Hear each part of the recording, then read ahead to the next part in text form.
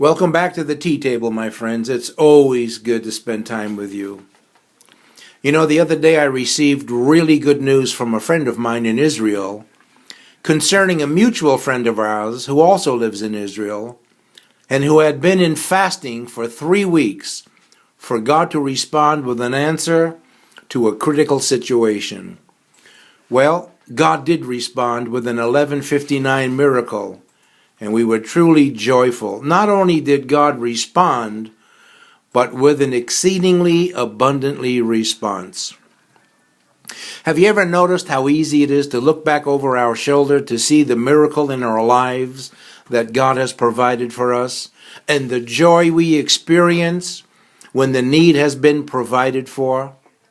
You know, it's a lot different than the experience we are in while the waiting process is all around us. It's like being in a dark tunnel and not being able to see the light at the end of the tunnel. As I'm so very fond of saying, I don't like being in a tunnel. I don't see why I have to be in a tunnel, and I can think of 20 people more deserving to be here in this tunnel than me. Bottom line, Tunnel 101 is not for me. Neither is Tunnel 102 or 110 or 250. The only thing that oftentimes keeps us going is the fact that God is faithful in the midst of every tunnel in life. After all, didn't he say he would never leave us nor forsake us? That means in the tunnels as well as the mountaintop experiences. The truth is, in the tunnels we ask for help. On the mountaintops we give him thanks. You know, in the musical Les Miserables, which just came out, there's a statement in the play which is so very true. It says, "That which is coming has not yet arrived." Doesn't that sound like a waiting process for a prayer that is really important to us? I said all that to say this. There's a movie called Galaxy Quest, which is a science fiction, but it's a comedy. But in the movie, there's a reoccurring statement that came to my remembrance as my friend in Israel was in this dark tunnel period of his life. It was the statement, "Never give up." You know, when you don't see the answer to the problem and the time is getting close to where a decision has to be made, it's easy to think of giving up as a solution. But the movie and the Lord reassures us, never give up, never. It brought to mind a picture of an old water pump with the rusty old handle, you know the type, the old-fashioned hand pump that you need to keep on pumping until the fresh, clear, cold water begins to flow from the nozzle. You know, sometimes the water has to travel a really long distance because the water bed is down a long way. And you keep on pumping, and after 5 minutes you decide to give up because, well, maybe the pump is broken or the well is dry or for whatever excuse we can think of. Well, the truth be told, the water actually traveled all the way up the pipe until it was just 5 pumps away. But we got tired, made excuses, and gave up. And when we stopped, the water dropped all the way back down to the waterbed that was so far below the surface because we didn't hang in there. And yet it was so close, but we couldn't see it. I guess that's called living by sight and not by faith. Is there a benefit in hanging in there during prayer?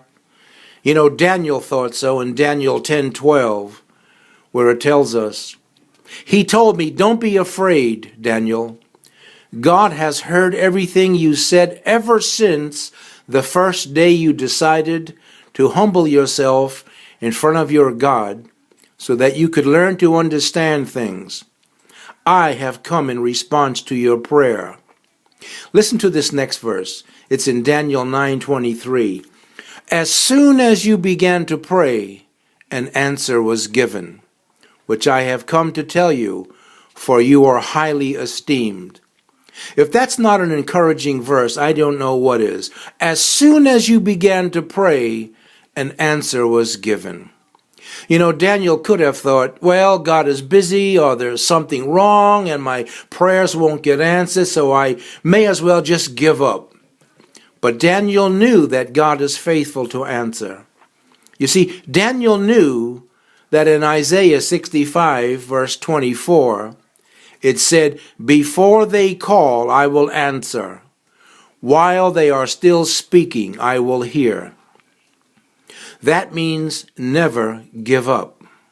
Why did Daniel's prayers, and oftentimes our own prayers, get held up or not answered when we wanted them immediately? I mean, how come we don't get the response immediately? After all, it's really important to us. Well, the answer to that question can be found in Daniel 10, verses 13, where it tells us, "But for 21 days the spirit prince of the kingdom of Persia blocked my way. Then Michael, one of the archangels, came to help me, and I left him there with the spirit prince of the kingdom of Persia." You see, my friends, the enemy doesn't want our prayers to be answered. And giving up is not of God, but of the enemy. Oftentimes, our prayers get held up in a spiritual battle, which we are not aware of. But the truth is, what then shall we say in response to this?